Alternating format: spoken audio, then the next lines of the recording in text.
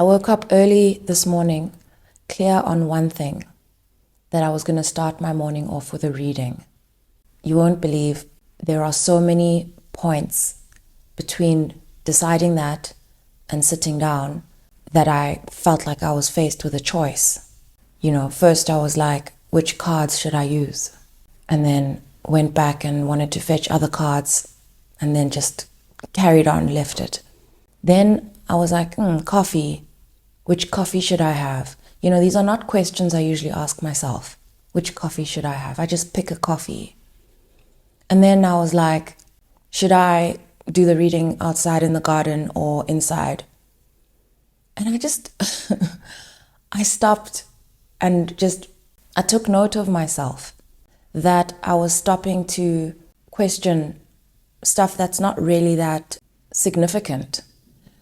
What is significant is that I'm faced with such wonderful choices. More than anything, that is the energy of hesitation. And that doesn't mean that one has to know exactly what they want all the time. That's that one should rather remember to be grateful that these are the choices you're faced with. I've already got a card in front of me. It's the 7 of Cups. And it's got a whole lot of little cups facing downward. And this guy's trying to decide, which cup should I choose? And this is the first time, I use these cards so often, but this is the first time that I notice that this is somewhat of a game of snakes and ladders. I don't even remember the game of snakes and ladders, so I looked it up, and it's basically a board game.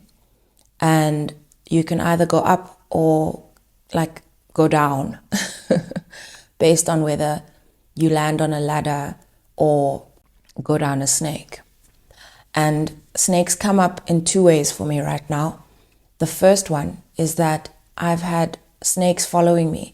When I say snakes, I'm not talking about physical snakes. I just mean when I close my eyes, I imagine snakes moving around me, 1 or 2. There's a big one and a small one, none of which threatening to bite me or anything. And I don't get frightened by these snakes. I mean, unlike I would if it was if I could see them properly with my naked eye, like real snakes. But these are a sign of transformation. Snakes represent a number of things, you'll know. But these snakes, more than anything, come to make me aware that I'm in the process of shedding. Rats have also been around, asking me, what doesn't belong here? What doesn't belong? Rats make me uncomfortable, very uncomfortable. But they do ask that question. I just don't believe people and rats belong in the same place. And so the rats ask, you tell us why we're here. You tell us why we're here. What does not belong here? And then obviously the ladders bring me to growth, progression, moving upwards, improving. And another big thing I've encountered is the Goddess Hecate. Since yesterday, the Goddess Hecate is a goddess known in Greek mythology. I'm just going to read this part from Wikipedia. Hecate is a goddess in ancient Greek religion and mythology, most often shown holding a pair of torches, a key, or snakes, or accompanied by dogs. We also know the goddess Hecate to be the guardian of the gate. And so she stands at this big gate. She's often depicted with 3 heads. And for me, it's this gate is a gate that you only encounter at a certain part of your journey. And it's a gate where you need to get to that other side. She's facing directly at you. You're not going to get past her. She represents a point of a portal for me, and asks a number of questions. The fact that she has torches tells me that she is able to shine a light on everything about you. She's got to check everything before she lets you past the gate. It makes you wonder what is behind her gate. But the fact that a series of choices has been made for you to even encounter Hecate says that you know you're going past that gate. And so that's like, whether I pick this coffee or that, I'm having coffee. Whether I take this deck of cards or that deck, I'm doing a reading. And also, irrespective of whether I do it outside or inside, I'm doing a reading.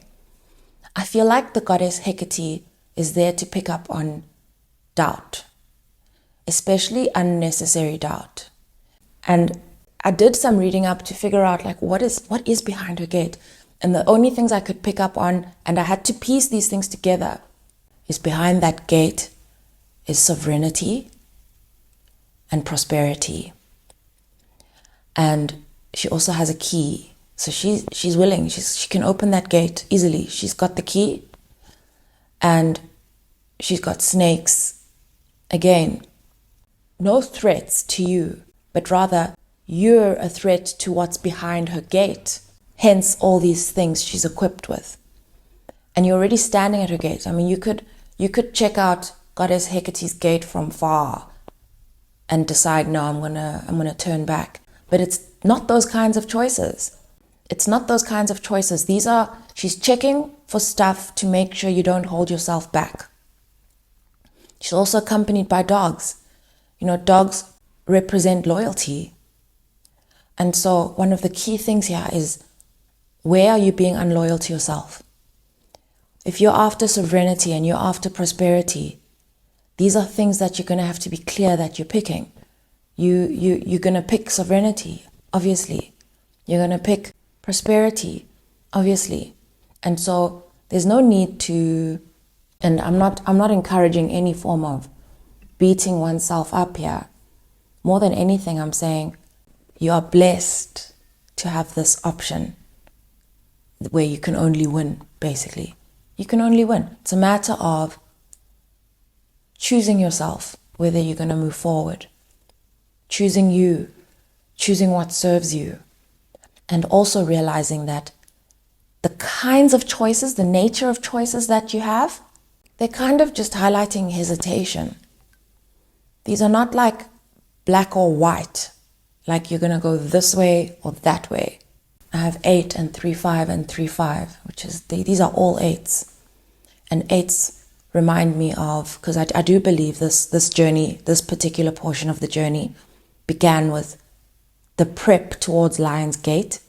This year's Lion's Gate being 888, and the sign of a beginning of a building of momentum and all of that. And I really feel like this current manifestation portal is a result of a lot of things that took place there. If you go back to the reading I did for Lion's Gate, it was very much around the divine masculine. And this comes as a reminder of, just imagine the number of choices that one has had to make to get to this point. And a lot of them didn't feel as pivotal, but just to consider how easily certain choices, big choices, have actually been made. And now the options are are you going to have your coffee black or white? Simple stuff. Are you going to have cold water or just plain tap water? These are it's not that complicated, is actually what I want to say. And energy is so much better suited to be applied to gratitude at this time, not being so hard on yourself and not overcomplicating things.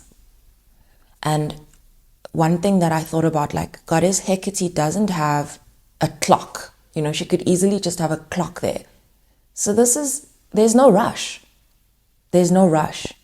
This is really the only thing that should be rushing you is your own sense of how quickly you want to get behind that gate. In which case, pick something, I suppose. But this is more to just take a moment and think about the things that you kind of allow you to hold you back. And I believe it's so that you can move more swiftly in this next season rather than hesitate at every stop. And just get clear on what makes you happy, like what makes you comfortable. This is more a sense of comfort. This is more about a sense of flavor. This is not about a sense of, am I going to go left or right? And I do believe there's been an assessment of a left or right and a reckoning of, obviously, I'm going to go this way because that's what I've always wanted and that's what I still want. And so this hesitation is just this last shedding. 11:44. I've laid out the rest of these cards and I've been laughing here because this is somewhat of a ridiculous energy. And the reason I'm saying that is because everything here is growing. And as I considered this, I'm like imagining someone looking up at the sky and seeing like 10 rainbows and like seeing gold falling from the sky and freezing.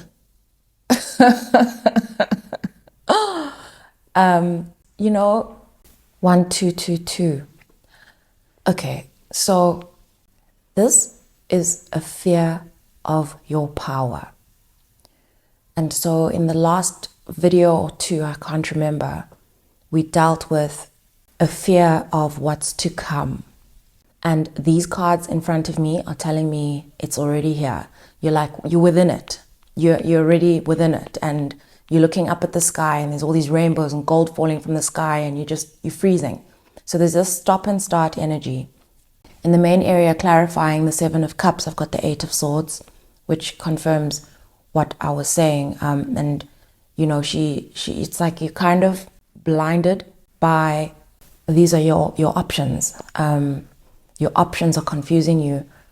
And what's crossing you is the Page of Swords and the Ace of Wands. That is almost getting stuck in the perfectionism of these like making sure you choose the absolute most beautiful option instead of just, you're forgetting to kind of enjoy the moment, take in the moment, and sort of continue the way you were going. In your recent past, I've got the 8 of Wands and the 10 of Cups. And this takes me back to the number 8, obviously. This is like things coming along, moving, making you very happy. This is a great energy. Wish fulfillment coming in.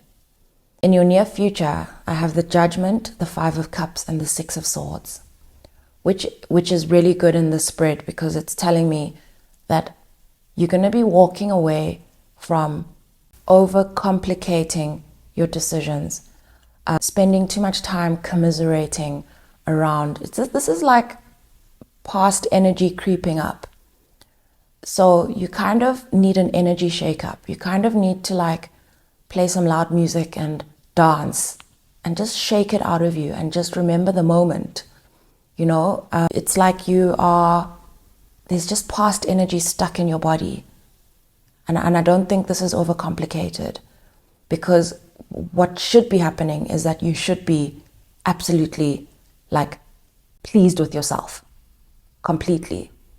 And I'm going to jump to the area of what you want the most and what you fear the most. I've got the Queen of Cups, the Death card, and the 8 of Pentacles in reverse.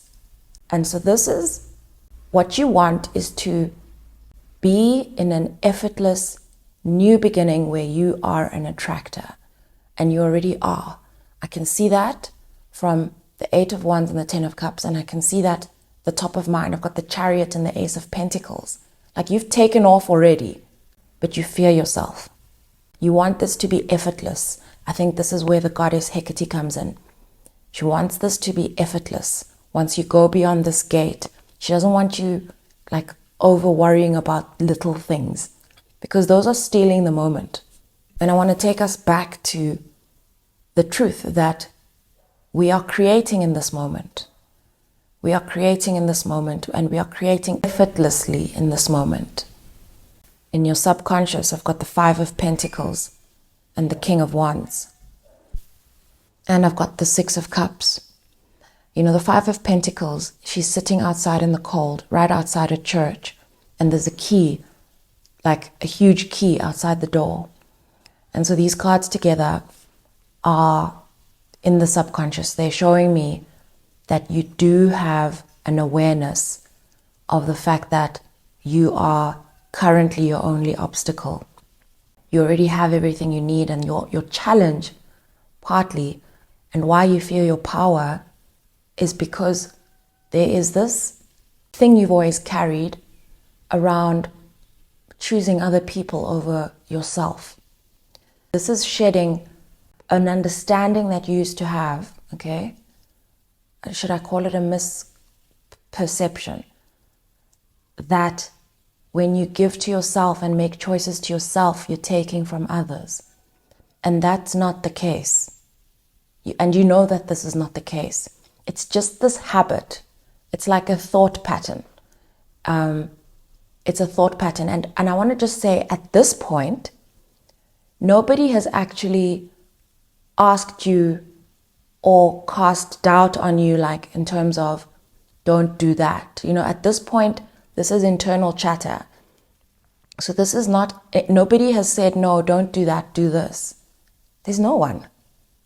There's actually no noise coming from outside at this point. However, you got used to listening to this stuff for so long and hearing it and feeling it that it's still generating this chatter inside yourself. And so this is, again, we need a shake up of energy. In your advice, I've got the Page of Wands, the Five of Wands, and the Magician. I asked for clarity and I got the Knight of Cups.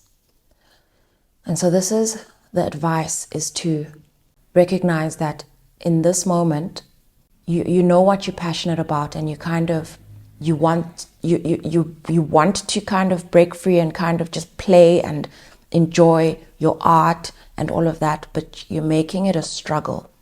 And so that's what you're manifesting.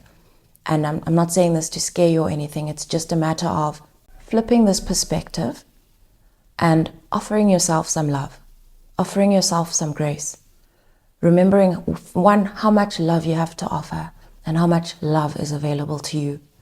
And so allow this to be effortless. And I'm going to look into a bit more into this fear of prosperity. There's this fear of prosperity. And what's coming to me is that the only thing that can make sense here is that we're shedding these old thinking patterns, just the last residual of where you still believe you owe your life to anyone. You don't owe your life to anyone. And you're so much better off in this version of yourself. You have so much more to offer the people that you feel used to hold you back or whatever, you know. Everyone's better off with you like this. Everyone. And whoever isn't, well, why are we talking about them? What's surrounding you is the Six of Wands and the Nine of Cups. Okay, so this is, you've arrived in your celebration point, like you've arrived. The present moment is ideal. This is what you're surrounded by. The Nine of Cups takes me back to sovereignty. This is your independence. This is, look at the gold, like the gold color of the card, all these cups flying, and she's free. Look at both of their hands out free. So this is what surrounds you, and the only element here where we're stuck is inside, where we're just battling through a shift. And I suppose this is just a shift. This is just a turning around to recognize where you are. Smell the roses. Smell the roses. This place you're in is absolutely stunning. Rainbows ought to be like admired and like in wonder, you know. Gold as well, admired. And so become a part of your own audience. Become your own cheerleader. Celebrate everything that's going your way and celebrate it with gratitude. 2121. You know, it's understandable to get a bit shocked by what you see when you look up in the sky. It's understandable. But they're saying Don't forget to stop and appreciate the moment. Don't beat yourself up in this moment now when you're facing what you've always wanted. In the outcome, I have the Hierophant, the Seven of Pentacles, Queen of Pentacles, and the Two of Pentacles. All these pentacles, and I also had the Empress pop out at me. All of these pentacles speak to me about, it's a very earthy energy, and it's taking me to value. And you are going to be going back to everything that you know that has brought you to this point and planting seeds based on your understanding of your personal value. Every decision you make, if it's a small decision, if it's a petty decision, okay, that was not the greatest choice of words, but it is petty to stop and overthink which coffee to have. So you're going to consider whether this decision you're making is going to bring to question your sense of value, your self-value. And if it's not, you're just going to enjoy yourself and you're going to be grateful in the moment. And so those are the only things that you need to say no to, are things that devalue you, make you feel less than. Everything else is pretty straightforward. And the Hierophant being the main one here is, the staircase behind him reminds me of the ladders. And so this is real commitment to you. And most importantly, because it's you that got yourself here. And so if there's anything you should covet, it's everything you have actually done to get you to this point. That should be celebrated and hung on to. I almost want you, when you're going through some of these mini choices, the bigger ones I feel are much clearer to you. It's just a matter of execution. And when you sense that doubt pulling you back, I almost want you to not pat yourself on the back, but just go me. I'm so glad that this is the choice I'm faced with. For perspective, I'm going to close this out with a Rumi Oracle card. This has come up recently before, not too long ago. The courage of your love. Love is the sunrise, while thought is only a flashing light. This flashing light reference takes me back to the Goddess Hecate with her torch, highlighting thoughts, highlighting thought patterns. What do you think of yourself now? Are you going to move beyond this gate? Where do you see yourself? How do you see yourself? I want to let you in, and I want to give you the key, but we need to look at how you see yourself. Your heart is strong enough to overpower old patterns. Surrender into love's sanctuary without conditions or equivocation. You are not to give in to shaming stories that cast your regal, lion-like nature in the falsehood of victimization or powerlessness. Roar at such lies until the weak glue holding them together melts under the fire of your holy breath. Assert the dignity of your own heart and soul. And so that's it. This is asking you for courage. Courage that you can get beyond these parts of yourself and that these are old thinking patterns. I had 25 on the clock. This is also to say we're not here to beat ourselves up. We're realizing that we are at this gate at this time for a reason. The 2 is about decisions and choices, and the 5s are about change. And so this is because of evolution. This is because of progress, growth, that we are now faced with these are new types of choices, and more of an assessment of how we make choices as we encounter change. Because change is now a welcome part of life. We need to welcome change to continue growing, for constant growth, continual growth. And so we're looking at, to keep this momentum going and to not keep having a stop and start, checking in with how we are making these decisions. What's the temperament as you make a decision? And again, let me avoid hesitation and rather take in the moment. And let me avoid hesitation if I've only hesitated because of my own thinking patterns, not really because this thing threatens my value. You are surrounded by evidence of your value. Before I close this off, I want to share how grateful I am for all of you, to welcome everyone who's new to the channel, whether you're here for a long time or a short time, and for whatever reason you've encountered this channel, I am in such good company. Sending you love. If you're interested in a personal reading from me, I've left my details below in the description box.